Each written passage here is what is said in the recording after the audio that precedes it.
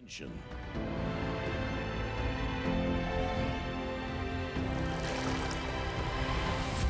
Hope and guidance through the Quran.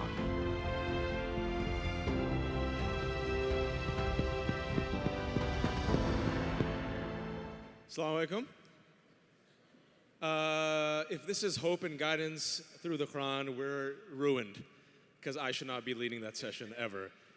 This is not in hope and guidance through the Quran, but for those of you who came for hope and guidance through the Quran, stick around. This is building confidence and moving forward, and give it up for our amazing panelists. I will introduce them in a second. That's where you applaud. There you go, okay. Have a seat anywhere. Sit down, wherever you want. As you can see, we're very organized, mashallah. How's everyone doing? That was amazing. Thank you for that overwhelmingly enthusiastic response. I saw one person clap. Just pretend. How's everyone doing? Thank you, token auntie in the corner. Thank you. Thank you for showing us the love. You guys are asking yourself one question right now. Did Mehdi Hassan lose weight? I'm not Mehdi Hassan. I'm not Hassan Minaj. I'm not Imam Khalid Latif. I'm not Linda Sarsour. I'm the guy ISNA gets when the rest of them say no. So I'm proud to be here as your fifth, desperate, last-second choice as moderator of this panel, Hope and Guidance Through the Quran, which it isn't. It's actually building confidence and moving forward. I have an amazing panel, which I will introduce with their baller bios, but I'm going to put them on the front line right now. And they didn't know I was going to do this. If you had to define yourself in one tweet, what would it be? You have 140 characters.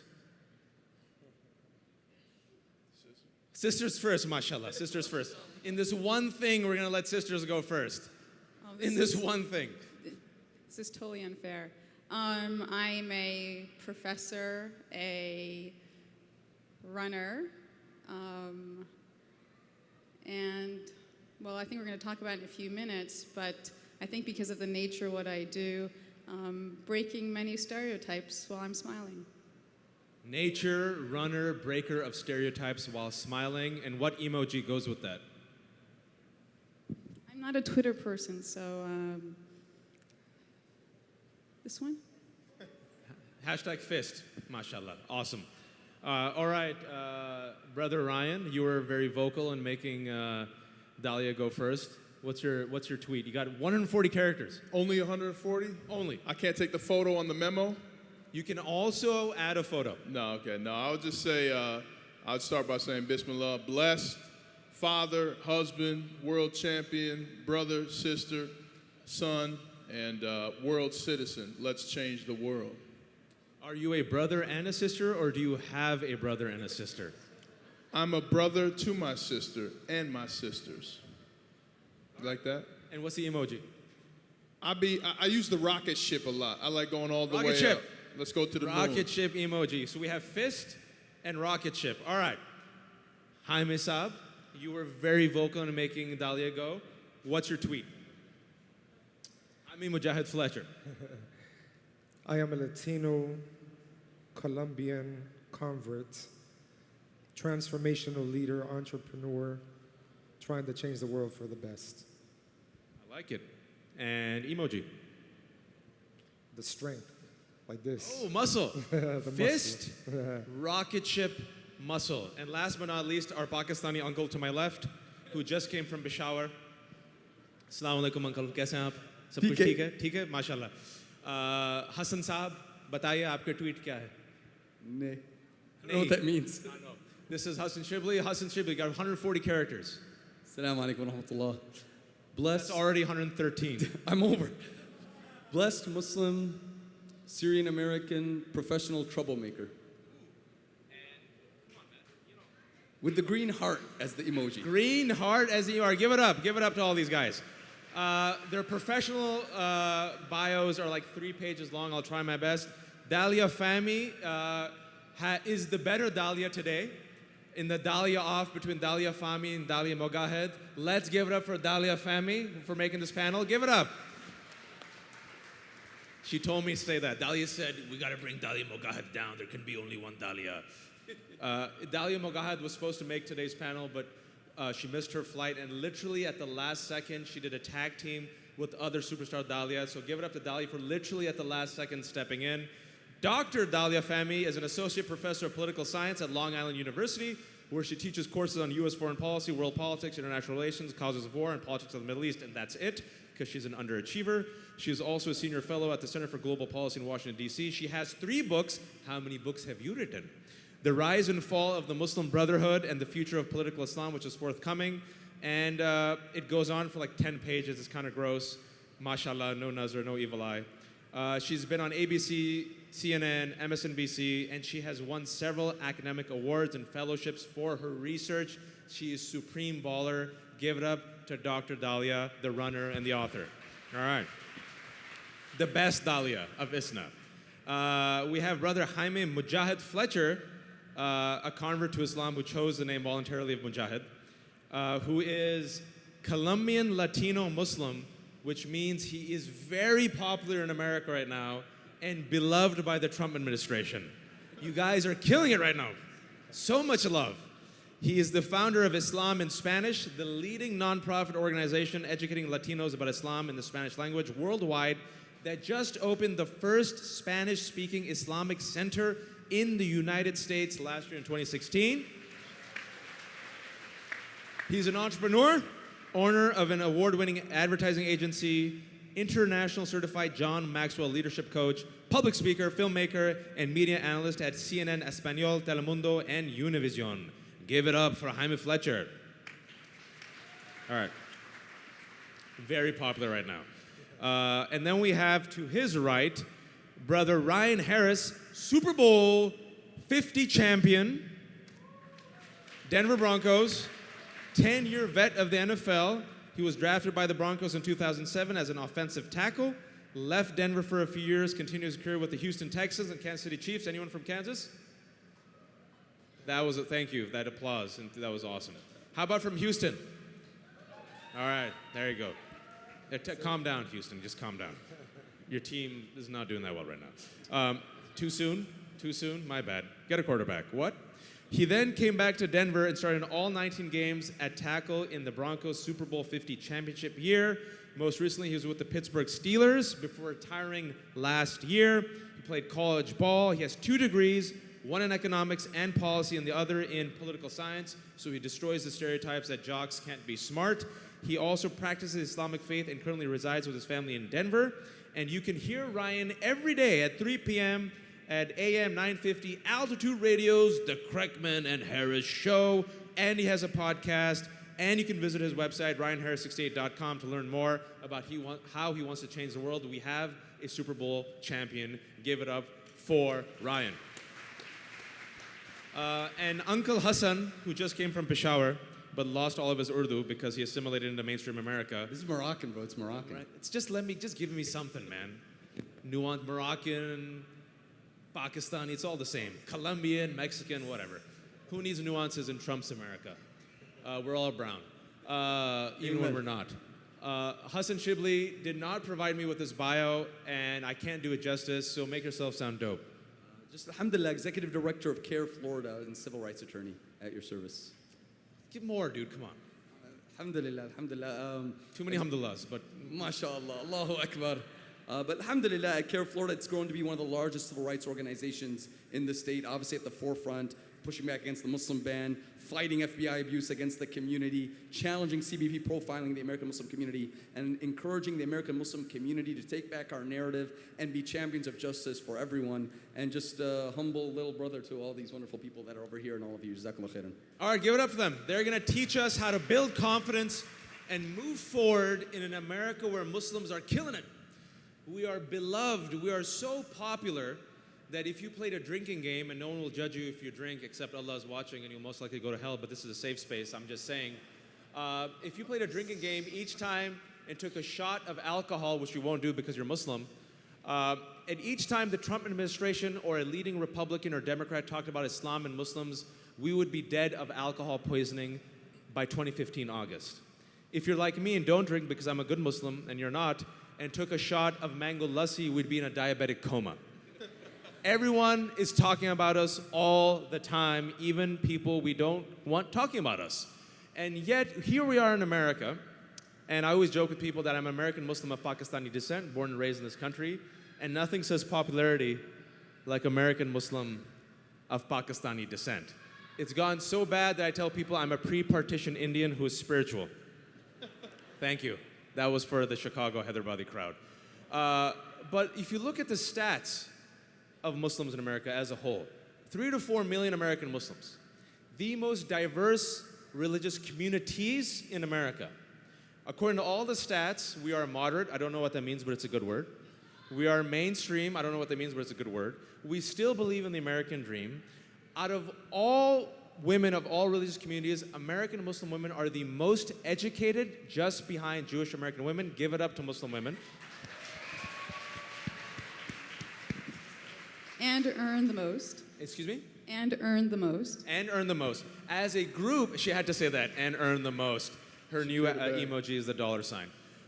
Even though there are significant problems as a whole, the 3 to 4 American Muslims are above average, doing well economically. We are doctors, cab drivers, engineers, ballers, civil rights activists, Super Bowl players, and yet the perception of Muslims in America is much different. The perception of Muslims in America is Islam has the lowest favorability rating in America right now, even lower than the month after the 9/11 attacks. Let that sink in. Muslims are perceived to be the antagonist of the West, whatever that means. Hate crimes against Muslims have increased. The worst thing I was called growing up in Fremontistan, California was Gandhi, which was a compliment. And I said, thank you for comparing me to a fakir spiritual leader who helped with millions of others throw over 300 years of colonialism and usher the birth of 3 nation states. And then they used to say, shut up, you're fat. The worst thing that's happening now is Muslim women in particular wearing the hijab are getting bullied at school, not even by other folks, but even by their teachers. 195% increase in hate groups, anti-Muslim hate groups in the past year. 67% increase in hate crimes against Muslims according to the FBI. Not only do we have nationwide protests against mosques that started in 2010, now we have, mashallah, armed protests against mosques, and now we have a troll in the White House, an orange-skinned, thin-skinned, short-fingered vulgarian. Too soon? Too soon? My bad. I'm not bipartisan. Who literally campaigned on hate against 2 major groups, the undocumented and those who are Mexican-y, and Muslims, to rally up a base. And he said, I will make you feel great again because these people are taking away your American dream. And your national security is threatened by these people. And these people are the Muslims who have been in this country since the 16th century. And even though our blood, sweat, and labor has fertilized this country's soil for 400 years, in 2017 America, 65% of Americans say they don't know a Muslim. And these are the challenges that we're facing as we are balling out of control. And so how do you build confidence and move forward in such tenuous times? That's what we're going to uncover in the next hour. I'm going to throw off a question to each of these speakers, and then we're going to open it up. And I haven't prepped with them. They don't know what I'm going to ask them because I told them to keep it as real as possible. First question, and I'm going to ask Mujahid. You are Latino. You are Muslim. In the first Trump ad that dropped in 2015, his first 30-second ad, he focused on only 2 issues, the Muslim ban and the Mexico wall. And here you are in your tweet. The first thing you led with was Latino, Muslim, American. How does it feel to be unwanted? And how can you be welcoming when you're not welcomed? Well, first of all, it begins by perceiving, how things come at you. I think the opposite. It's not that we're unwanting, it's that we became very popular, as you mentioned. And as soon as that came out, in my mind, when I saw that, I said, we're about to be very busy. And this is going to open up the doors of dialogue, which is what people need to actually embrace. And sure enough, as soon as these ads ran, Telemundo, Univision, CNN in Spanish, BBC, NPR, all of these people began to call us. Islam in Spanish is an organization that we founded after the incidents of September 11th. And I was only a 3-month-old Muslim. The Muslim community threw me into the realm of speaking in front of the Spanish media. Figuratively threw you. they threw me in there as a 3-month-old Muslim. Ryan literally threw him in. Because they didn't have anybody to speak in Spanish in Houston. And so I eventually saw that as a challenge when I was a new Muslim, and I wanted to fill a hole that existed in the Muslim community with media. So I went to study multimedia and film, and eventually launched a creative agency, advertising agency, and then Islam in Spanish. I never thought that Islam in Spanish would become as big as becoming the voice of Islam and Muslims in the Spanish media. But now, whenever anything is mentioned, we're contacted, and then we have the chance to explain. So, based on the Muslim ban, I was on CNN Español, CNN in Spanish, for 1 hour with a national security expert and an immigration expert, and I represented the voice of Islam and Muslims. And in the end, I think from that discussion, people were on our side so much, especially the Latino population, who has been marginalized in a similar way. They can empathize with what we're going through as Muslims. So when you have two minorities joining forces, things get better. And So that's like- where we're living right now. We're actually Are doing you pretty like good. the Avenger or Justice League right now, combining powers? But it's interesting, right? Because I'm glad you mentioned Latinos and Muslims in particular. After 9/11, the immigrant was criminalized. Literally, according to federal statute, it was broadened, and it was used. 9/11, the two tower attacks were used to increase funding for border enforcement and immigration enforcement. And so Mexicans and Muslims are the two criminal entities, and those who look Muslim-y and Mexican-y. So not only are you representing America, but also the Mexicans, even though you're Colombian, and also all the Muslims. And it must be exhausting. I'm gonna go to you, Dalia, because we're talking about building confidence and moving forward. We're 16 years out of 9/11. I was at the Aspen Mountains at 7,000 feet yesterday. Like, alhamdulillah, somehow I got an invitation to be with the creme de la creme of the creme and the cremiest of the creme. Okay? Ballers of industries. I made a bet with someone who was giving a discussion about Muslims and Jews in America, and right before both of them went up, I said, I'm gonna bet you. The first question you're gonna get from this creme de la creme of the cremiest creme is gonna be the following. Where are the moderate Muslims, and how come they haven't condemned terrorism? Both of them said, no, bro, it's not gonna happen. One of them was Jewish American, not gonna happen. Guess what the first question was? Where are the moderate Muslims, and how come they haven't condemned terrorism? We have heard this and fielded this for 16 years. How the heck do you build confidence and move forward when America is stuck in a DeLorean 16 years back? So that's a great question, because it all comes down to not just what is Islamophobia, but how have we as Muslims internalized Islamophobia. So if Islamophobia is the irrational fear of Islam and Muslims, that's not where the definition ends. The definition actually has a political aim. It is the marginalization of Islam and Muslims from civic and political life. What that means is that the aim of Islamophobia, the entire industry behind it, is that Muslims feel marginalized from being active American citizens, and the downside of that is that we internalize it and we say, you know what, maybe this is not my country, maybe I don't belong, maybe this is not for me. And so what we're seeing is the after effects of not just Islamophobia, but the Muslim community's internalization of the effects of Islamophobia. So if we take, and I promise not to be a professor today, but if we really go back to when President Lincoln in the Gettysburg Address, he's talking about this aspirational goal of a government by the people for the people. When that statement was said, people did not include blacks, right? Because we still had extreme slavery at the time.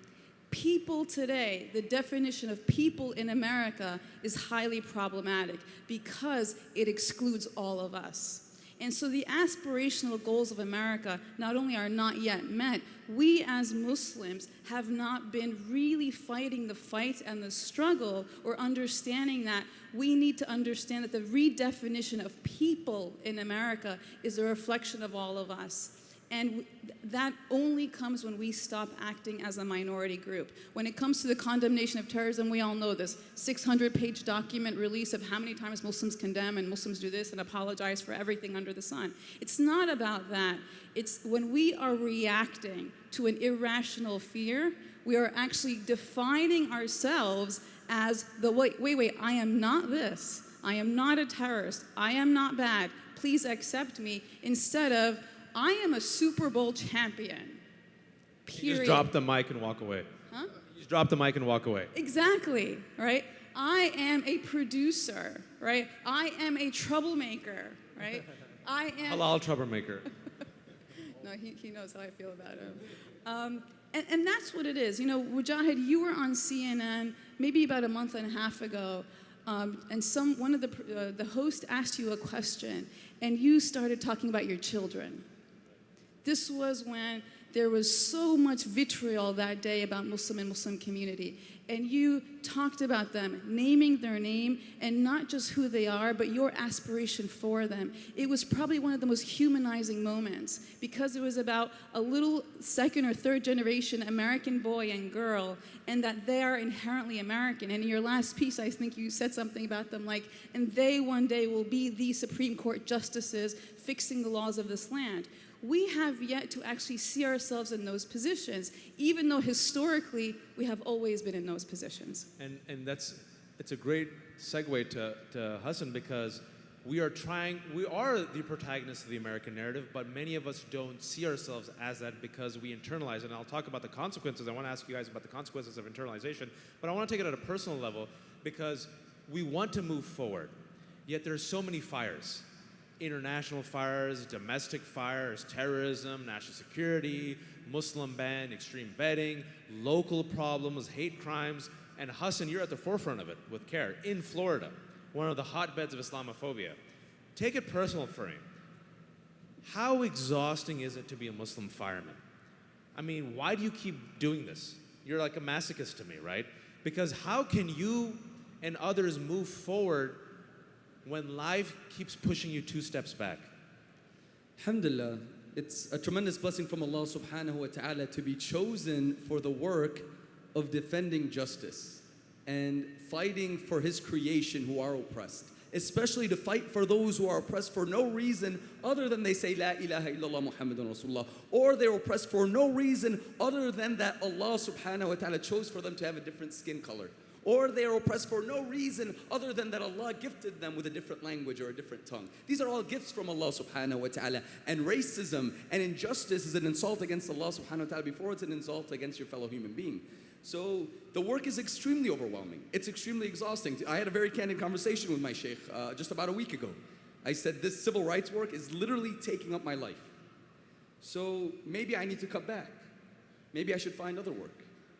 Other work that will give me more time for my own spiritual growth, time that I can have with my family, time that I can spend reading Quran and dua. Or maybe I should do a different field of work. Maybe I can get involved in da'wah, in education, something that may be more rewarding in the sight of Allah subhanahu wa ta'ala. And his answer was absolutely not. That in terms of defending justice, that in and of itself is as great as calling people to La ilaha illallah Muhammadun Rasulullah. And that's of the greatest acts of ibadah. And Allah chose you for this, so don't give it up. And encourage others to join this effort. Because this effort of defending justice and speaking truth to power, that was the work of Musa alayhi salam. That was the work of Ibrahim alayhi salam. That was the work of Rasulullah sallallahu alayhi wasallam. So that Allah chose us to follow their footsteps is a big blessing from Allah subhanahu wa ta'ala. And ultimately, the only real question is, how much are we willing to sacrifice for our deen and for our community? But most people aren't like you. Most people say, I don't have that engine of Hassan in me. I'm exhausted, man. I got kids, I want to live a good life, and I have to deal with this crap about worrying about my daughter getting harassed for wearing the hijab. I want to tap out. I'm exhausted looking at you. I just got exhausted listening to you. And what people don't know about Hassan is the cost of doing this work for superstar Hassan is he has to carry a gun. In fact, he has a gun in his office. That's a huge toll. That's a huge burden to be a social justice warrior fighting like Musa alayhi salam. And how do you inspire like your community to say, hey man, in order to move forward, you got to carry a gun. Alhamdulillah. I told you I'm going to hit you with this. I want real talk. I mean, and you're giving me real answers.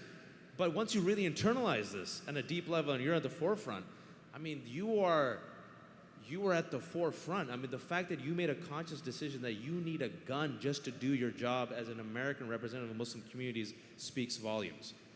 How do you reconcile that and tell the young buck here, the high school student, it's still worth doing? To be honest, it's for our children. Because I was speaking to a group of kids, and one of the kids raised his hand, and they said, at school they call me a little terrorist. How can I prove I'm not a little terrorist? And he was 9 years old. And I asked the rest of the Muslim kids, how many of you are facing similar bullying? And they all raised their hands. And that was heartbreaking to me. And it's really for our children. Alhamdulillah, I'm blessed to have 3 children. And I realized that if I don't work hard today, I don't sacrifice for them today, they may not be able to freely express their identity tomorrow. So it's my duty as a Muslim, but also as an American, to protect civil rights and justice so they're free. The reality is this, brothers and sisters. If the Sahaba and our ancestors and our parents and our teachers did not sacrifice for our faith yesterday, we would not have Islam today. And if we're not willing to offer some sacrifice for the sake of Allah today, our children won't have the sacrifice tomorrow. And we will find happiness and we will find success. And the community will stand with us. And remember this one really last point. We don't merely want to call for our survival, because we have something greater. What the world needs today is mercy. The world lacks mercy. And who was sent as a mercy? Muhammadun Rasulullah wa ma arsalnaka illa rahmatan lil alameen. We're supposed to be the ambassadors of mercy that sallallahu alayhi wasallam was sent with. And if we're not reflecting that mercy in our country, in our community, in our family, then we're depriving the world of a great trust. So we need to not simply call for our survival, but reflect that mercy proudly. Hassan also gives khutbahs, by the way. He's available. You could tweet at him. He will give you a khutbah on the drop of a dime. We're going to talk about kids in a second because I see there's a recurring theme. Kids look up to athletes and heroes. Americans look up to athletes. The most popular American ambassador passed away recently. His name, Muhammad Ali. You got Colin Kaepernick taking a knee. You got LeBron. You got Steph Curry, who mashallah was given a $200 million contract. Takbir, Allahu Akbar. I'm from the Bay Area. Warriors, inshallah, the Khalifa of the Warriors reign for the next 10 years. But you're in an interesting situation because kids look up to you as a football player. Right. You are a Super Bowl champion. In the locker room, you're the only Muslim. And you made a conscious, deliberate choice in 2015 to vocalize your protest against Trump. Were you aware of the consequences, and what was the response from especially your teammates? Yeah, well, in terms of acting out and standing up, I mean, that's my responsibility. That's each of our responsibilities. And consequences, I was not concerned. One of the beautiful things about athletics is you can say whatever you want, you can think whatever you want about me, but if I perform, you're going to put me on the field. So I had the ability to, with my performance, actually stand up and speak for our community. But let's not forget the fact, I grew up, following Muhammad Ali. I grew up learning about Medgar Evers, Malcolm X, MLK, Dr. Martin Luther King. People who gave their lives so that others could succeed. My grandparents marched with Dr. Martin Luther King in Atlanta. I had no excuse if someone was going to try and minimize the group that I'm with to sit silent. And what better platform than the NFL, the most popular sport in America, to say, oh, wait a second, there are in fact Muslims on this football team. There are people who hated Muslims, would tell me they hated Muslims and said, but I like you because I like the Broncos. Well, let's start there then. If you can like the Broncos and be okay with the Muslim, let's go deeper. So we all must stand up and take the opportunity. Give me an example of when someone says, I hate the Muslims, but thank you for that block that saved Peyton Manning that allowed that touchdown pass. Well, it was just the fact, you talk about Peyton Manning alone. There's a guy who's from the Deep South, an older player who's from the Deep South. We didn't have conversations, but you know that there are inherent built-in characteristics of where you're from that form the way you think.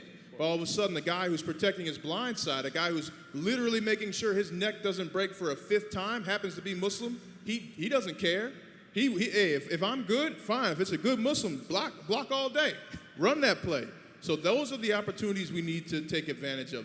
Our performance that can outshine and bring us into a conversation that says, not only are you going to get my performance, but you're going to get who I am as a person as well. So I see certain threads, and I'm glad I'm seeing this. How do you build confidence and move forward in an age of intense fear and hysteria? You throw down. You don't sit down. You throw down with swagger. You throw down, it seems, with ethics and values, but you be at the top of your game. You got a ball, which is a huge burden for minorities, right? Because I think we're all minorities to some extent, and even Hassan Saab with his dadi has chosen to be a minority with his beard.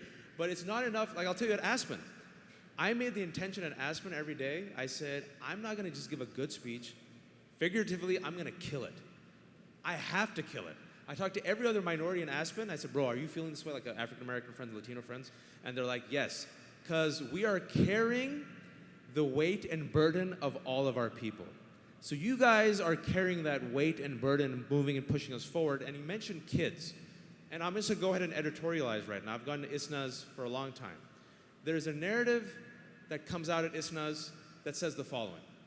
We are victims. Whine and complain. Life sucks. They hate you. They'll always hate you. Doesn't it suck to be a Muslim? Internalize Islamophobia. So instead, don't rock the boat. Smile with your white teeth showing. Become a doctor, engineer, or businessman, or failure. Too soon? My bad. Marry someone who's 7 and 8 on the hotness scale. Get a nice house in the suburbs. Get a BMW or Mercedes, or maybe a Lexus, maybe. Go do Hajj, take a selfie. Then grow out your beard, donate to masjid. Get 2 kids who go to a good school and rinse and repeat. Don't rock the boat, keep it safe. You're a victim, you'll always be a victim. How do we change this paralyzing, and I'm editorializing, you could push back against me, this internalized victimhood that has become the preeminent narrative of so many American Muslims and so many American Muslim organizations, and how do we change that and disrupt that into something proactive, especially for our kids? Take it away. Easy question. So I want to tell you something. I'm a professor of political science. My specialty is US foreign policy. I teach military and defense policy. I've briefed congressmen on the future of politics in the Middle East. I worked on at the United Nations on nuclear disarmament. I look like this.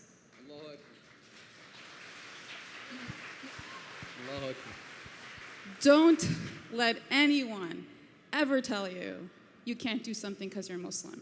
Don't ever let anyone ever tell you you can't do something because you wear hijab.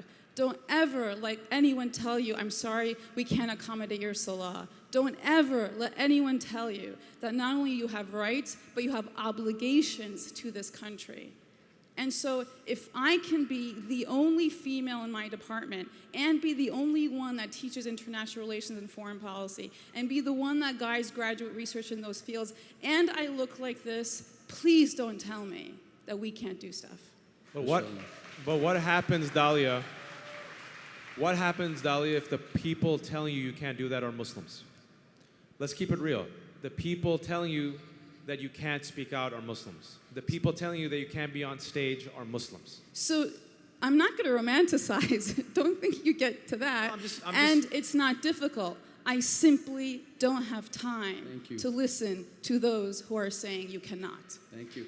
And really, Wajahed, we have it easy. I mean, American Muslims, we have to wake up and recognize we have it really easy compared to other minorities in America, but compared to other Muslims globally, we have more freedom to practice Islam here in America today than most Muslim majority countries even. And this is a blessing from Allah, and Allah will ask us about it. If we can't hold on to our faith here, we can't hold on to it anywhere. The fitna we have here is everywhere in the world, but the freedom enshrined in the US Constitution that people have died for in this land, especially the African American community, has struggled for with their lives and continue to struggle for, you don't find that in many other places. So it's our duty to show appreciation by investing in defending it fearlessly. I'm going to talk about engagement in a second, but Ryan, do you have kids? 2. My son is 3, my daughter's 2. MashaAllah, and Mujahid Sahib, you got kids, right? 3 daughters. All right. I came to Islam, I'm telling you why. I'm exhausted. I came just for the youth. That's what I'm interested in. If I can disrupt and put waswasas in their heads, in a good waswasas. Pakistan chai is awesome, just saying. All right. Define for me what humble swagger is for your American Muslim kids in 2017. Both of you guys. Being the best they can be. You know, I don't want my daughters to believe in what others may think of them. I want them to believe that they can be the best that they can be. And this is the way that we've raised confident daughters.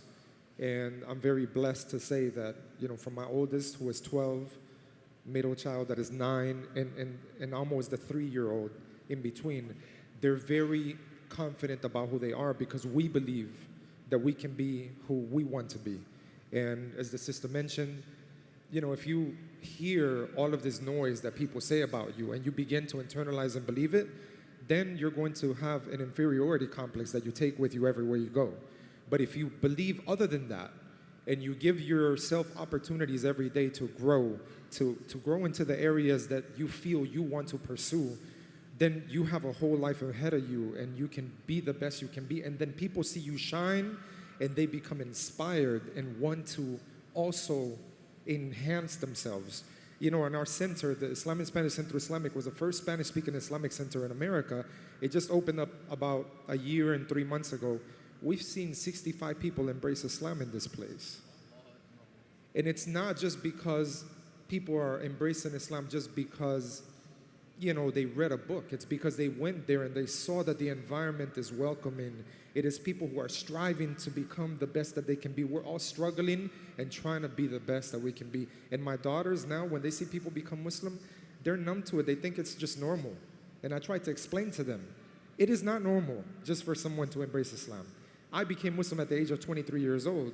My parents thought I was brainwashed. My mother said I was born a Catholic, I'll die a Catholic.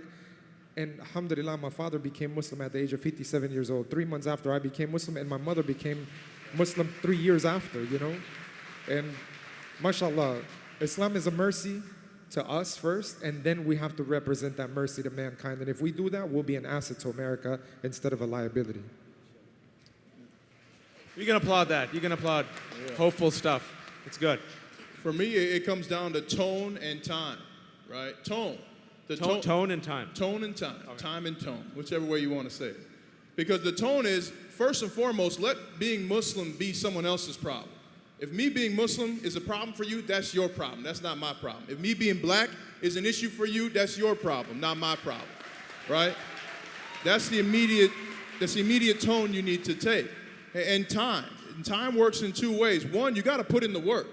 There are over 200 diamonds in the Super Bowl 50 ring. How many of those do you think were laying on the ground?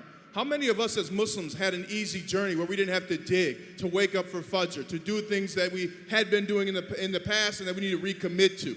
You have to pick up a shovel and dig. You have to give it time. I had teammates, I told them, ask me the dumbest question you can come up with, because that's the only way we're going to start to climb together. And you also have to give it time in the sense of you have to use people's words and the Constitution we have and give it to people, give it back to people, and give them time to overcome their own ignorance. It's hard for people to admit they're wrong. We all have parents, we all have in-laws, we see it all the time. Am I wrong? It's hard for people to admit they're wrong. Give them time with the information and words you use to come back around and overcome their ignorance. So have sabr. And it sucks, right? Because when you're a minority, you're asked to be welcoming when you're not welcomed. You're asked to be the better person. You're asked to have more sabr, more patience. You're asked to have a good cheer and good disposition. You're supposed to tolerate the ignorance. But what we've seen collectively is when you go that extra step, you can change a heart and change a mind. I think we've all seen that. The problem to this, the extreme to humble swagger, is chauvinism. And I remember in the late 90s and early part of the 2000s when I was a young man in college, a type of Islam that I saw promoted was very similar to a type of evangelical Christianity and now a type of alt-right white nationalism that I see in America. Us versus them. We are right, you're kafir, naturally. I am pure, you're dirty. I'm going to heaven, you're going to hell, dirty kafir. Islam is the only way, and being Muslim means I'm the best. And it was a very attractive drug to young Muslims seeking an empowering narrative. And what we see in America right now is the alt-right specifically targets disempowered white straight men in colleges, saying that the women, especially feminists, they hate women the most. They're disempowering you, and the people of color are taking your job. Embrace your whiteness. Embrace your straight maleness and thump your chest. How do we, and ISIS, by the way, also recruits off that. We will give you power and dignity because God has sanctioned you as right above all else. How do we make sure moving forward that the humble swagger remains both humble and swagger grounded to both Islam and decency, and not the type of religious chauvinism and racial chauvinism that is corrupting America and other countries in Europe right now? You know, I spoke with a young girl who abandoned her family, called them kafir, and went and joined Daesh. And I asked her, I said, sister, did you ever read the Quran? No. Did you learn how to read it properly? No. Did you memorize the Quran? No. Did you engage in da'wah? No. Did you engage in community service? No. Did you do anything to practice Islam or live for Islam in America? No. But you just spent hours online by some thugs to brainwash you, using complete false information to turn you against where the Rasulullah ﷺ taught us that if a person disowns his parents, Allah will not look at them on the Day of Judgment. And now you're calling your parents and everyone around you kafir.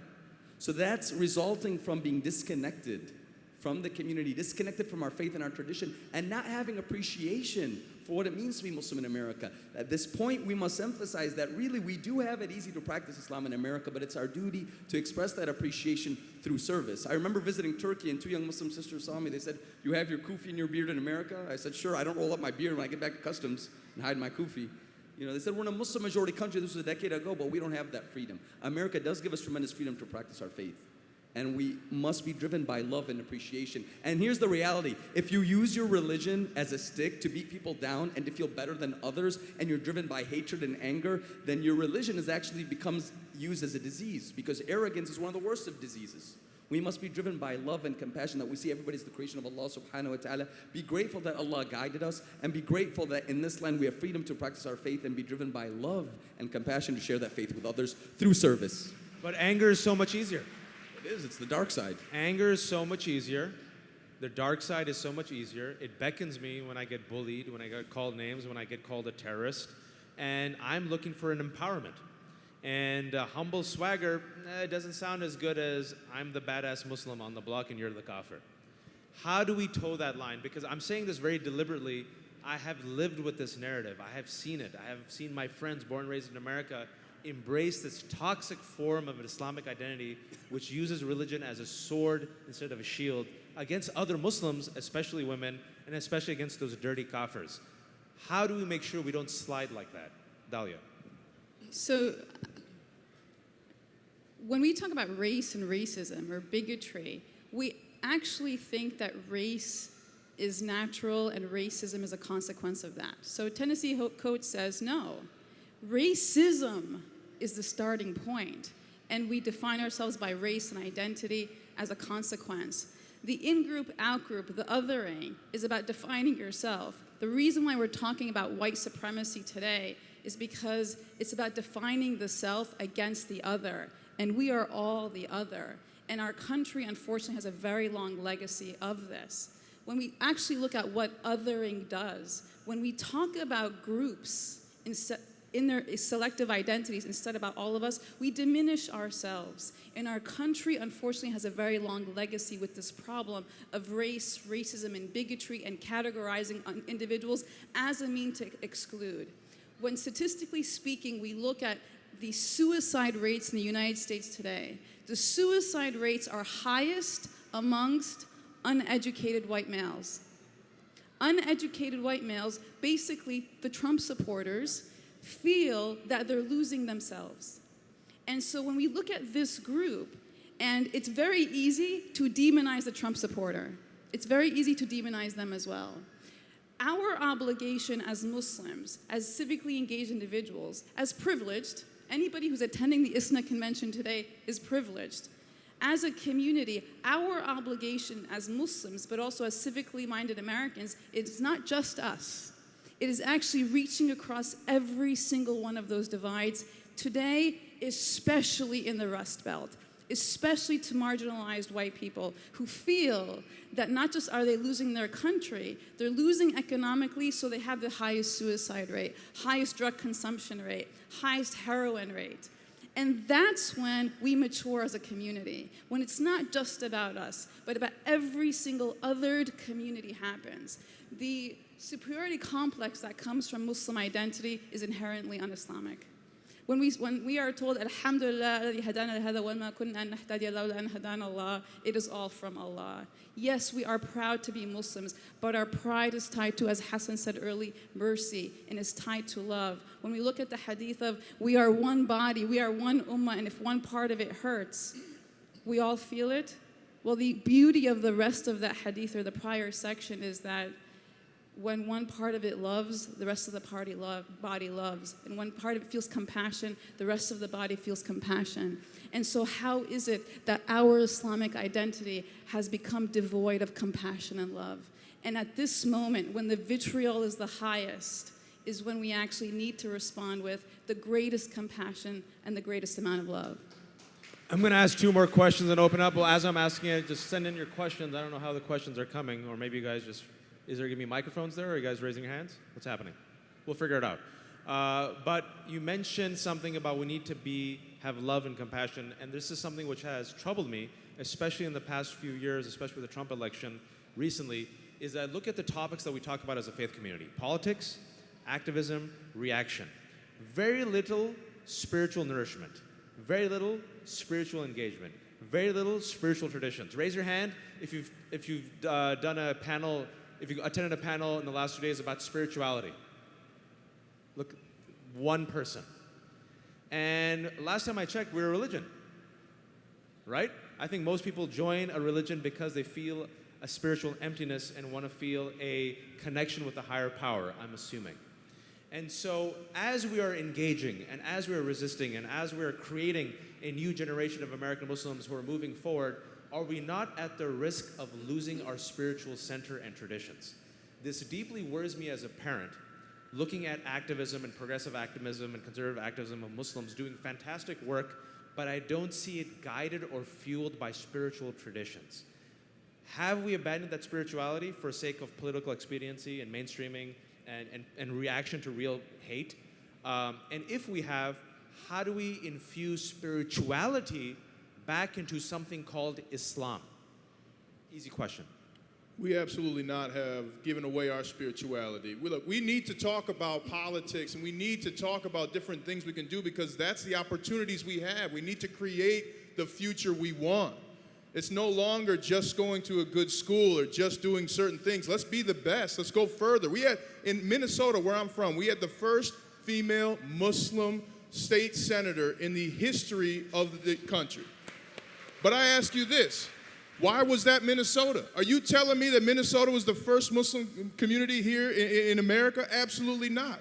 We have to talk about things because we are a part of the community. We are the one body of the United States. And as long as we are Muslim, you cannot say you're Muslim and not pray 5 times a day. You cannot, people might do that, but eventually you are going to be brought back to the spirituality that you're coming from. You are the message, and as Muslims, in government, in politics, and in sport, we carry Islam with us everywhere we go. I'm going to push back on that because I don't see it.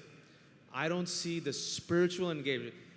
In order to achieve what Dalia asked, right? Love, reach out to the Rust Belt, you need to be fueled by a spiritual tradition and spiritual values. Yes. Just look at Muslims online, myself included.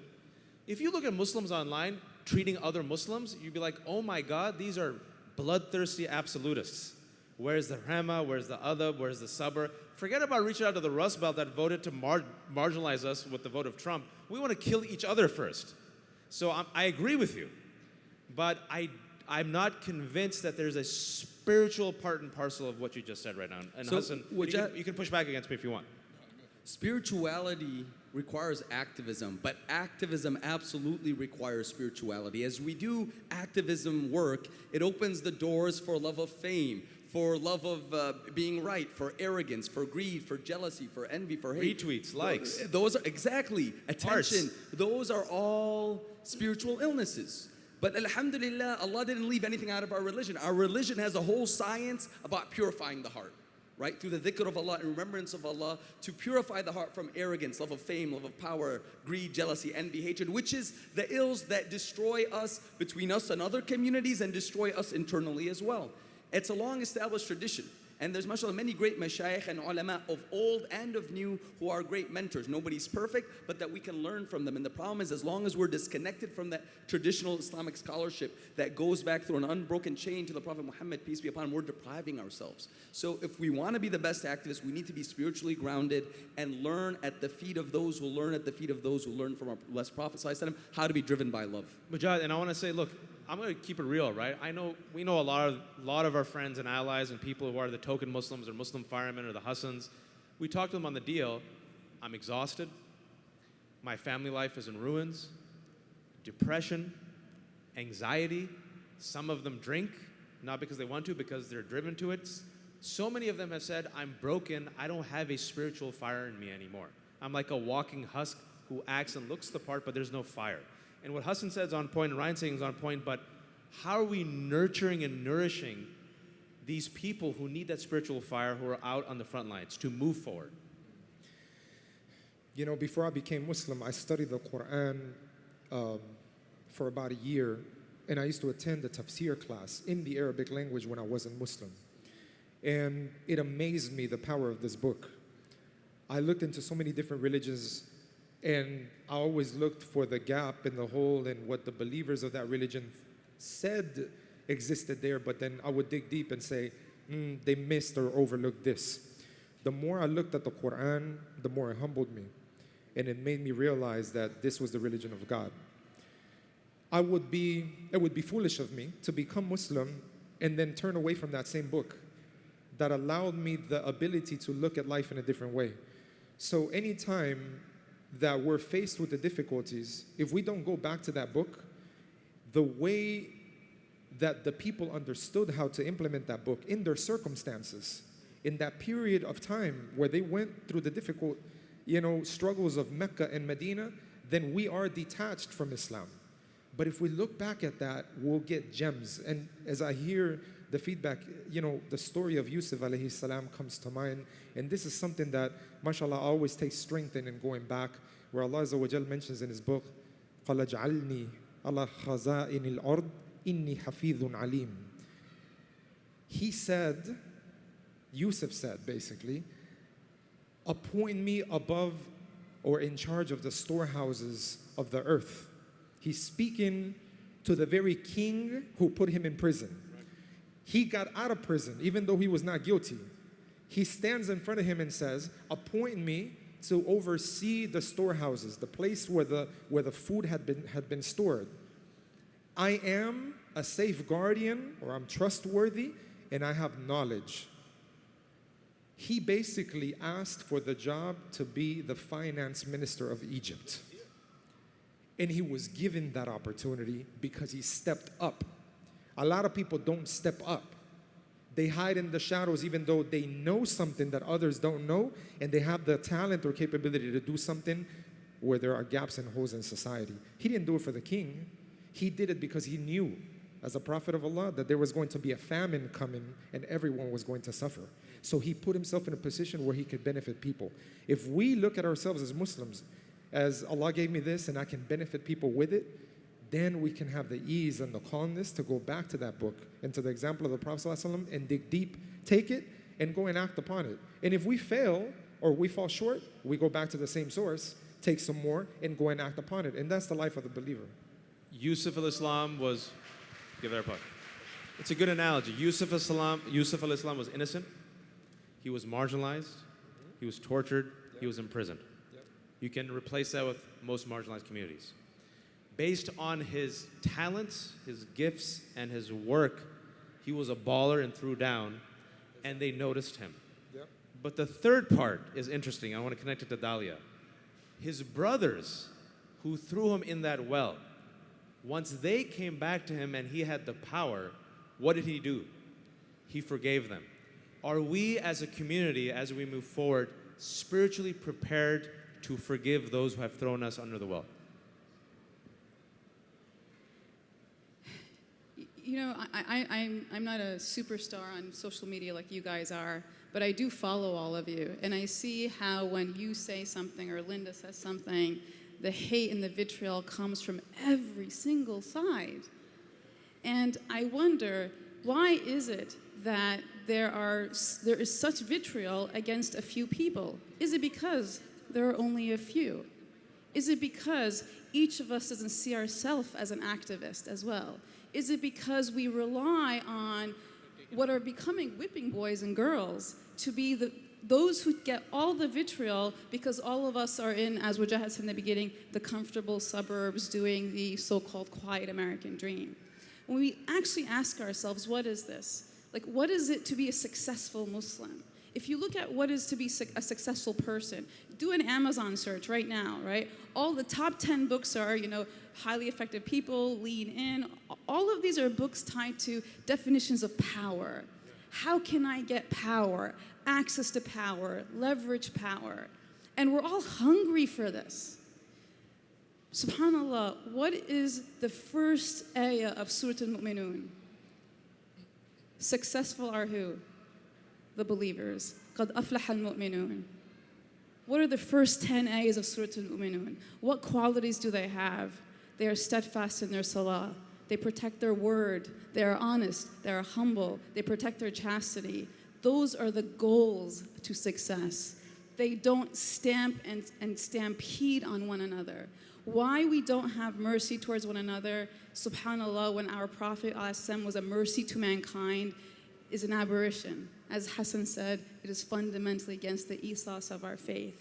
And once we, as I think Wajahat is trying to push us to think about, reclaim the core essence of our faith, not only will we elevate ourselves as a community, we will actually be the community that becomes the mercy to the rest of the United States. Because don't think that everyone is not hurting in this country. We are about to go into an economic crisis. Everyone is telling us.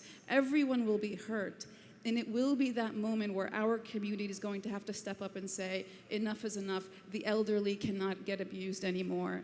Those that without health insurance cannot live like this anymore. Those that are marginalized socially and economically can't do this anymore. Those who college education is outside of their reach can't live like this anymore.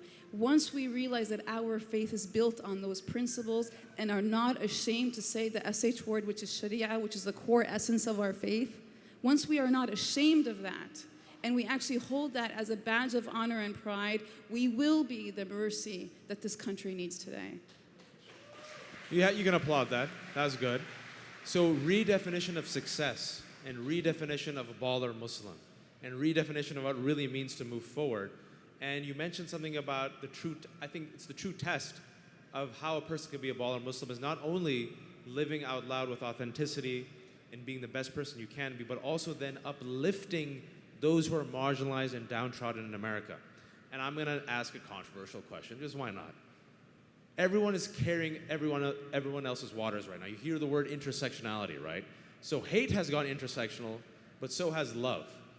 And groups that are getting affected right now are the following: Muslims, Latinos, but also LGBT, women, and African Americans.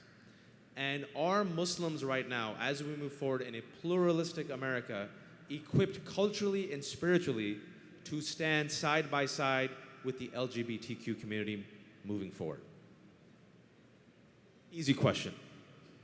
No fatwas.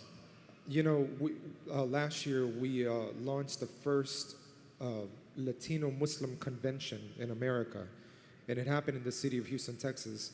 And we received this question from someone from the LGBT community, and they asked, can we join, right? Can we come to your convention?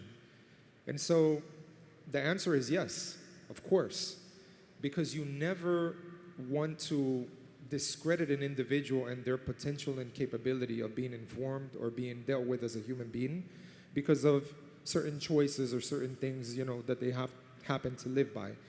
So to discriminate people based on that, it's if we as Muslims are going to, we can have a religious perspective and we can take and internalize a personal perspective. Like, let's say, raising my daughters. I know the way I'm going to explain to them how life goes based on our instruction. But there's no way we can teach our kids to hate people, who have a specific direction in life and tell them to demean them and bring them down to a level that is inhumane. Because when we teach people to do that, what we're letting them know is that we'll also be victims to the same treatment by others. Hassan? Yeah, no, on the same page. The reality is in Orlando, we had a horrific attack. 50 people were killed at an LGBTQ nightclub. We were on the scene first thing in the morning. The community tremendously recognized it. I said, look, it doesn't matter who the victims were and who the perpetrators were. Our neighbors were killed in cold blood. The deen of Allah came as a rahmah for everyone. We need to be calling everyone towards the huda and guidance and rahmah and mercy. And it's our job, without compromising our own morals and principles. Look, I give da'wah to people who may drink alcohol. I give da'wah to people who may do all sorts of different things. We're not going to be busy judging others. We're going to be driven by compassion to call everyone for truth and to stand against hate crimes and violence and discrimination against all. And Ryan, I want to ask, within the Muslim community, when we're talking about carry our water, help us, we're besieged, the Muslim ban, Trump ban, please help us. And yet a lot of Muslims never go to a Black Lives Matter protest. Hey, man, you said it. You know, we cannot, I think, to your question, this is the greatest area of growth that's coming. And whether you get into this area of growth or not, that's up to you. But, you know, I go to marches for Palestine, but then I'll ask the brothers to come to a march for Black Lives Matter, and it's like, oh, you know, it's a difficulty, okay? Listen, we cannot be different and ask others to accept our differences if we're not willing to do the same, okay?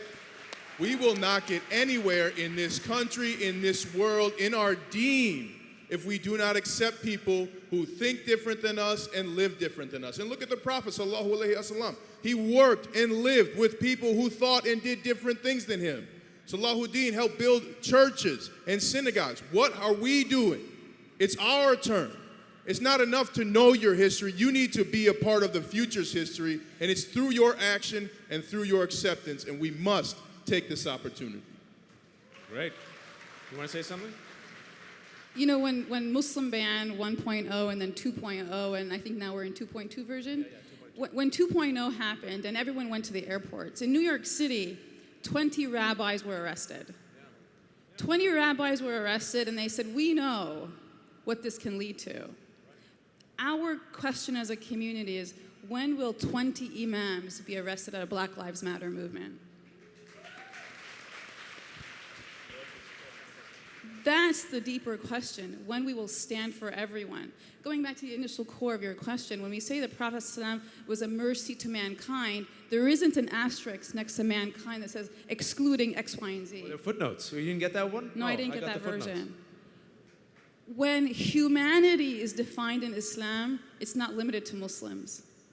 When we talk about human rights in Islam, you know, we talk about human rights like they're new Western political constructs, like they never existed before, right? That it wasn't the core essence of Islam is the preservation of humanity. The core essence of Islam is the preservation of humanity. And humanity is everybody. And why we want to add the asterisks in 2017 is pretty problematic. And so when we redefine what it really means to be an active Muslim, it is what it means to be a Muslim American today. And we have 20 minutes. I'm going to open it up. And just off that, like I said, I was in Aspen, and this is the creme of the creme of the cremiest creme. And a lot of our brothers and sisters from the Jewish tradition were represented, and they were thankful to Muslims for raising funds to replace defaced Jewish tombstones in the St. Louis Cemetery. So don't think for a second that our small acts of goodness are not falling upon the ears and eyes of our co-religionists, even though there are litmus tests that have been created from disengagement. But they were so appreciative, and they said, wow, even in this time of Islamophobia, you guys stepped up to help us. Thank you. We haven't done enough. What can we do to help you? Carrying each other's waters. All right, Q&A. Hello, are you waving at me? No, you go ahead. Are you guys bored? Yes. Yes, someone said yes. Yeah. Assalamu alaikum. Assalam. It was an excellent discussion. My question is, in reality, what we are seeing when about da'wah for Islam is da'wah for sects and school of thoughts and Sufi, Salafi, Shia, Sunni. Based on your topic, when you said mercy, rahma lil alameen, does this mean that a Muslim does not live for his own self, for his own religion, but for all the universe, including humanity and earth and living and non-living and heaven and environment and everything around us? How we can move to this level of Islam and Muslims? I think the first part is a very easy yes or no question. So, you want to take it? Wajahat, full disclaimer, you chose my dad to ask the first question. That's not fair. Abu Shibly. Yeah. Well done. Give it up. Give it up for the father of this man. Our parents need to get some more props. But no, I mean, that's the absolute essence, alhamdulillah. Of course, what we learned from our parents and our teachers, and that's why it's important to be connected with our parents and teachers who taught us that to be a rahmah lil alameen. It wasn't even rahmah lil insan, rahmah to human beings, rahmah to Muslimin, to believers, rahmah to all that is in creation. We must see Allah subhanahu wa ta'ala in everything and everyone that is around us, because Allah chose for every single thing and everyone around us to exist. And our question is, how are we serving the creation of Allah? Because we cannot honor Allah if we do not show honor to His creation. And every form of Allah's creation has an honor that we are due to it. And we must express it in various ways. Are you happy with your son's response, Abu Shibli? Yes? He goes, naam, yes. Okay, let's take some more. Let's take it from a sister this time.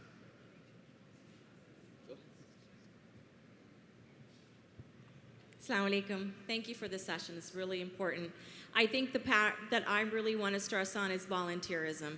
If you want to be a strong activist, start volunteering. Start volunteering at your schools, at your community. It's so important. It's better than dawah, trying to do dawah work within your own Islamic organizations. You have to reach out, and volunteering is the first step of activism, and I'm grateful that I had that opportunity. If you can please enlighten other people on how important it is to volunteer. Go for it. Absolutely. That you couldn't have said it better. I mean, we've spoken before about Spanish. The reason why I can speak Spanish is because I volunteered with migrant workers on the border of Arizona and Mexico. And you learn also, when you volunteer, you learn how to do. I know how to cut strawberries, alhamdulillah, because I volunteered. Okay, you learn so much yourself as a volunteer. And not to mention, your presence is dawah enough in many places. If you are a Muslim volunteer at a Christian food bank in your community, they know that Muslims give back. If you are a Muslim volunteer on the Parent Teachers Association, they know Muslim parents care about their children. Your presence can be just as much dawah as a volunteer than if you were doing anything else. All right, let's get a millennial. Let's get a youth. Let's get someone with a fidget spinner. I want a kid. Young adults? Assalamu alaikum, mashallah, this is really great. How do you get your Muslim friends to stop bashing each other over certain things? Like, let's say someone posted something on Facebook, like a belief or opinion. How do you get your Muslim friends to stop like arguing or yelling or cussing at each other? Because I see that a lot in the community I live in. The sectarian wars of Facebook. Go for it. I have an answer, but go for it. Oh, thank you. It was in the last panel. I think it was the first panel that we discussed was specifically, and it's not just a Muslim issue. We've been talking about how can you stop disinformation, online bullying, trolling, hate. How do you stop it? When we were growing up, it was just in the schools and you get to go home and play video games. Now it's buzzing up your phone, it's on Snapchat, it's on Instagram, it's on websites. You are literally bombarded by hate all the time. And a lot of people are asking, what's the quick fix? And there is no quick fix. The long-term fix is the following. Just like the panelists have urged for spiritual adab in our daily actions, you also need digital adab. I'll repeat this. We all need digital adab. Because we think for some reason, oh, it's a smartphone, it's Facebook, it's not reality. It's virtual reality. And as we've seen, the virtual is now the real. It's all blending in together. We're going to become androids and cyborgs very soon with chips in our eyes. But digital adab goes a long way. And specifically, what they have shown is just like in real life, when there's bullying and then there's a disruptor who intervenes with a positive message or says, hey, as a person who's not a Muslim, I'm going to stand up for the muhajjaba. Or hey, as a person who's not an African American, I'm going to stand up against this anti-black bullying or anti-gay bullying. What it signals is we're carrying each other's waters, and this is no longer tolerated, and you have an ally. Easy thing you can do on Facebook is the following. Once these fatwas drop all the time on Syria, Palestine, what else? MashaAllah, the hot button issues, right? And people takfir each other like over tweets and emojis, which is fascinating. You just need, look at the comment threads, you just need one person to disrupt the comment thread. Just one person to call a person out, to shift it, to be like, you know what, I think you have a valid opinion, but think of it this way. Or maybe you're a little bit too harsh. And then what you'll see is it empowers the flabby, moderate majority. Because oftentimes the flabby, moderate majority is quiet, and online specifically, it's very few vocal people who dominate all of the air. So do two things. You can use your Facebook post as a billboard. You can use it for good. You're in charge of that story. And once you see this bullying, especially online, on Twitter or Facebook in particular, disrupt. Disrupt with a comment. All right, good. I got a clap for that. Good. Let's go. Yes, sir. And well, you guys decide. Let's go for an elder. Actually, after you, we'll go for an elder. Wa alaikum assalam wa rahmatullahi wa barakatuh. My own concern is about when the issue of terrorism or anything happen, and we see the widespread of coverage on the television. And I'll go back to the first opening statement that you made about they didn't hear about Muslim coming forward, moderate Muslim, as they usually put it. What are we doing to have a voice on these national channels all around? We didn't hear Muslims talking against all this, and they didn't give the chance for us to express ourselves, to condemn all these atrocities all around. And at the same time, we get blamed for it, saying, okay, we didn't speak out. But on which of these national television, what do we need to do to have our presence known and to be able to have access to condemn all this? Go for it. Just very quickly, we need to spend less time telling people what we are not and more time showing them what we are. You know, through proactive engagement, while publicly identifying and holding on to our faith, because one of the mistakes of our communities, we've let a certain group of people hijack the public image of a Muslim, so that you have a turban and a beard, oh, that represents this, and my son, my child, please don't express that. You know, and be a good Muslim and do good work in community, but hide your Muslim identity. You know, Wajad, you mentioned something very profound, which is you said, I chose to be a minority. Yes, exactly. I chose to be a minority because I'm a, pale white guy. If I don't have a beard, I don't have a kufi, people can't tell I'm Muslim. But that means I'm going to leave my sister Dalia out there on her own to represent Islam. And she's going to bear the heat of it, and she's going to have to represent it. And I leave the beard and the kufi for the people they see on TV playing terrorists. I can't let that happen, not on my watch. So to stand in solidarity and resistance, we must publicly adhere to our faith in solidarity with our hijab-wearing sisters while serving society to take back the narrative and show them what we are, not tell them what we are not. Go for it. There's also MuslimsCondemn.com, which shows Muslims all across the world condemning each and every terrorist attack. And then people give me that all the time too, and I say, well, how many Muslims do you follow on social media? You know what I'm saying? A lot of the same people who are like, well, where are the moderate Muslims? You're like, well, you're not following any Muslims anyway, so how would you know? And that's, again, a way to use people's words against them and give them time to find moderate Muslims or regular Muslims to follow that, in fact, do condemn. So MuslimsCondemn.com, and then ask them how many Muslims they follow on social media. We have a signature program that we do across the U.S. Entitled, What Do Your Neighbors Think of You and Why? And this is almost like a little social experiment, going in and out of so many different Islamic centers in America. And at some point in time, I role play like a non-Muslim. And I go to the regular person there in the masjid and say, if Islam's a true religion, I live down the street, how come I didn't know about it? And then I just hand them the microphone. And the Muslims are shocked. They begin to say, well, I'm busy. I have a business. I this, I that. And I was like, really? Well, and then we have a PowerPoint presentation, so we come down to the next question. We have homeowners association meetings. I've never seen you there. How come? Well, and it just keeps going. And then towards the end, click the button and it's like, if this is the case, then why don't you go back home? And people are shocked. And it's worked in every mosque in America. So the issue here is that people don't know us. And when 65% of Americans. 65% of Americans. And the small towns in between, the big cities, they really don't know us. So if they only watch what's on the news, and that's the only version of what a Muslim is, you have to ask yourself as a common Muslim, have you done enough in your proximity or range of activity as a citizen of this country to let people know who you are? And if you haven't, then that's what needs to happen. because we make up 2% of the population, maybe. One. Right? Don't increase our numbers to terrify people. So imagine, you make up 2%, so you have 99 to 98% people who don't know you. But when they come to know you, if you live out your principles, they'll come to respect Islam and Muslims. But we have to do that job, and nobody else can do it for us. Can I give you 2 quick examples? Basically, what you guys said is the following. Disrupt the narrative, but it's not enough to disrupt the narrative. You have to give them a proactive narrative. CNN invited me a couple of months ago. They literally said the following: Muslim writer Wajahat Ali.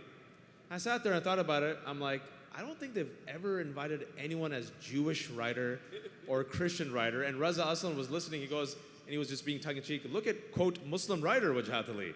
And they said, Wajahat, as a Muslim, how are you responding to the nomination of Jeff Sessions as Attorney General? I said, I can respond to you as an American. I pivoted, I did disruption, and then I just bombarded them with facts of how Jeff Sessions would be poisonous for women, LGBT, African Americans, Latinos, immigrants. And then literally the moderator was like, oh. And then I literally was able to turn the entire conversation against the Republican defender of Jeff Sessions, who was not the best choice for Attorney General. Secondly, when it comes to engage in the condemnathon, oh moderate Muslim, where are the moderate Muslims? It happened, mashallah, at 10,000 feet recently. And what you do, and it goes back to exactly what they were saying, is played it like Bugs Bunny, didn't get offended, took the question and said, by the way, if you're curious, Muslims have been condemning it for the past 16 years. You can go to these following websites. My question for you, however, is how come you haven't been paying attention? And how come you haven't heard those voices? And where are the Muslims, if not in mainstream media, then how come you haven't engaged them? Because I've been talking to Jews in synagogues, I've been talking to Christians, I've gone to mainstream media, but have you ever reached out to Muslims? And what I got immediately was massive equity, because they have not engaged. They did not do the research. And I'm like, did you just take out your smartphone and Google Muslims condemning extremism? Have you done that yet? And you could tell people were like slightly ashamed. So disruption, but then also pivot with a proactive narrative. And especially if you carry other people's waters, you have equity that they don't, and it puts you on the high level, them on the low ground, and then inshallah, as you said, carry them up with you. Mujahid, a very important point on that, by the way. You mentioned run for townhome president. We often hold ourselves back as a community, we hold our youth back, and we sell our fellow Americans short. I live in a townhome community, about 300 townhomes, mostly white Americans, some minorities, and people push me to run for homeowner president. Now, I'll be honest with you, I was conditioned that I would not win because of my appearance as a Muslim. So I literally didn't want to run. I expected to lose, but I said, you know what, let me just try my best. I ran for it, just spoke out from the heart about how we need to lower the HOA fee and have better guards at the homeowners association. And to my own shock, I got twice as many votes as anybody else, and I was elected president. All right, but I didn't believe I could do it because of internalization that Dalia what talked everybody about else early has on. been telling me. So believe in yourself and believe in your fellow Americans and trust in Allah. Final question, and also let's not forget that the same day that Donald Trump was elected, Ilhan Omar, a Somali American refugee, black woman wearing hijab, was elected where? In Michigan as a city councilwoman. So don't forget. Yeah, you could applaud that. That's pretty big news. And Ibtihaj Muhammad wearing her hijab and proud with her blackness, her femaleness, her Musliminess is out there, and she is a bronze winner, taking home an award for America in the Olympics. That happened as well. So be proud of that. And final question, let's go to a woman, 51% of the population, please. Right here, right there, I can't see. Final question, make it amazing. This is for the soul of Islam and the future of America. Amazing question. So I'm loving this going against internalized Islamophobia thing. If going to Wajahid's point about in the beginning, 140 characters, a tweet, if you could give American Muslim youth right now 140 characters, a message kind of like the It Gets Better campaign for LGBT youth, but that has nothing to do with victimhood, what would you say? And this will be the final question. Let's do lightning round. You guys hear that question? Let's bring it back full circle. If you have to give an empowering message to young American Muslims moving forward in 140 characters, what would it be? Sisters first. So I don't do 140 characters, but I will say this. What are the two attributes that we associate with the Prophet ﷺ? Sadiq al-Amin, the honest, the trustworthy. Those are actually not the definitions of the words. In pre-Islamic Arabia, honesty and trustworthiness were actually virtues that everyone had. And so for them to be the ones that described the Prophet meant that there was other things happening. The things we know about the honesty and trustworthiness, the honesty was that the Prophet ﷺ always spoke truth to power. That was what the definition was really about, that he was the one who stood up with pride and said, no one is going to marginalize anyone in my presence. Why is it that we as a community don't understand the definition, the core essence of the two most important attributes of our Prophet, Hassan, that we are the ones that were actually obligated, both civically as Americans and religiously as Muslims, to be the voices for change? I know we can say it is all bleak, and the statistics don't look so great. And yes, 67% of Americans have a negative association with Muslims. But you know what the mitigator is? You know what drops it to 23%? Knowing a Muslim, having a Muslim friend. And not the Islam that is branded on your shoulder, I'm gonna lead with my, angry Muslimness. No, it is, I'm the good neighbor, right? I lead the recycling program, right? That is the kind of Islam that we need today more than ever. And so it goes back to the core essence of why is it that we want to reduce and diminish the beauty of our faith and make it so narrow and so devoid of the quality and substance and even absent attributes of our Prophet. So I'll cliff notes that for the academic. Be a good neighbor, be truthful, and speak truth to power, emoji fist. We have to not only believe in Allah, but believe Allah. There's a difference. It's not about believing in God. It is about believing in what God said and what He told us. كنتم خير أمة أخرجت للناس تأمرون بالمعروف وتنهون عن المنكر وتؤمنون بالله. You, if I were to mention this short, few characters, you, to the Muslim youth or the Muslims in general, you are the best group of people raised or extracted or chosen from amongst mankind because you enjoin what is right and you forbid what is evil by believing in Allah. Allah told us that, so we don't have to reinvent the wheel. We just have to believe in what He said. If Muslims enjoin what is good and forbid what is wrong, then you'll be a model global citizen. And if you do that, believing in the one God, it transcends this earth all the way to the hereafter. And so many people are looking to see what they can cling on to. That's more of a hopeful statement than what some negative claims or negative groups reacting to hate and all of this rhetoric that is out there exists. We have to disrupt the narrative by becoming more positive. And I'll end by saying this. Last year, we were invited by the Obama administration to the White House. This year, there is no Eid, right, festivity at the White House. In fact, our very videos that were on the White House website of us being there with Muhammad Ali's family and other Muslims has all been erased. Wow. So this is like erasing a memory of what just happened a year ago. That makes us have to be extra adamant about being local, about action, but thinking global.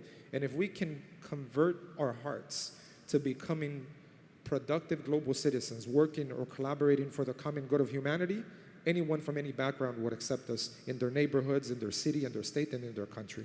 That was 140 characters. Enjoin what's good, forbid what's wrong, believe in God, be the best version of yourself, and you could be a global baller. Inshallah, hashtag. Before I start, I'd like to say, Coach Mike Tomlin of the Pittsburgh Steelers says, when you complain, the person you're talking to is either happy you have those problems or happy that they're not theirs, right? So I would start by saying, stop complaining. You're not special, right? You are not special. Have taqwa. You have survived 100% of the worst days of your life. Congratulations. Have taqwa and be the change you want to see. That was 140 characters. Yeah. Wait, and before you finish, and the last question, we actually have a young millennial wearing a Mickey Mouse shirt without a fidget spinner. So I want you to have the final question, and I'll have you tweet it also. So I've actually had a fear about, racism toward me, and Like, yeah, I'm now moving into high school, which is going to be even harder. What's your name? Jacob. Jacob, and you're going to be a freshman. Yep. So, Hassan, take that question and the previous Allah one. subhanahu wa ta'ala loves you and He chose you for a tremendous honor, which is to reflect His message of love and mercy to humanity right now, the message that was passed down through Rasulullah sallallahu alaihi wasallam. And to connect that with the previous question, we as a community must recognize that the most valuable thing that we have is the only thing that can never be taken away from us by force.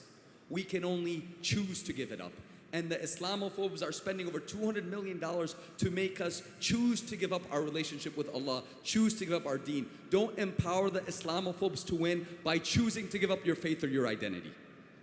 I'm inspired by, and this is actually 3 sentences that are profound, that changed my life, and that inspire all the work that I do, that were said by a Syrian refugee who swam across the Mediterranean with nothing but the clothes on his back. And he said something that we really need to all reflect over. He said, "Ma dal ma'ishi," nothing remains with me. Everything that I have, that I work to get, it's been deprived of me. "Ma'i dini dal bas." Only one thing remains with me. It is my religion, wajua. It is inside me. So this deen is a gift from Allah subhanahu wa ta'ala. It's the most valuable thing we have. It can never be taken away from us, but we can choose to give it up. Don't react to fear by choosing to give it up. Rather, let us put our trust in Allah and work together to reflect the message of mercy Rasulullah was sent with to all creation. So, Jacob, I was bullied as a kid. I was a fat kid. Nobody got it worse than the fat kid. Amen. I wore husky pants. Husky pants were so humiliating that husky was on the butt of the pant, okay? I was left-handed, shy as hell, mashallah, very healthy, big-boned. The only Desi, the only Muslim with lentil stains on my shirt. I was the model of popularity, as you can tell. Just because your story has a bad beginning doesn't mean it has to end that way. It might be tough, and I'm gonna empathize with you because getting bullied at school and getting mocked for your race or for your gender or for being a husky or for LGBT, it's like a daily struggle and battle. It seems like World War III. But you have a community, you have people of goodwill and good faith, you have good mentors. Lean into your allies, lean into your school, and don't take crap from anybody. If someone bullies you, you step up and stand up. If someone bullies you, you speak out, you go to the principal. If someone bullies you, you go to ISNA and say, I'm getting bullied in my school because I'm brown-skinned and Muslim. I need Hassan to come in like friggin' the Avengers and stop this ish right now. Don't suffer in silence, and inshallah, whatever we can do to help you, we will. All right. Give it up for Dalia Femi, Hassan Shibly, Jaime Mujahid Fletcher, and Super Bowl champion Ryan Harris. Thank you guys for sticking around. We're done. Assalamu alaikum. Give them a standing ovation for just being dope. Go ahead. And thank you. You got a standing go from the front 3 rows. The rest of them kind of think you're okay, but at least the front 3 rows like you. And remember, the best Dalia is Dalia Femi. Assalamu alaikum.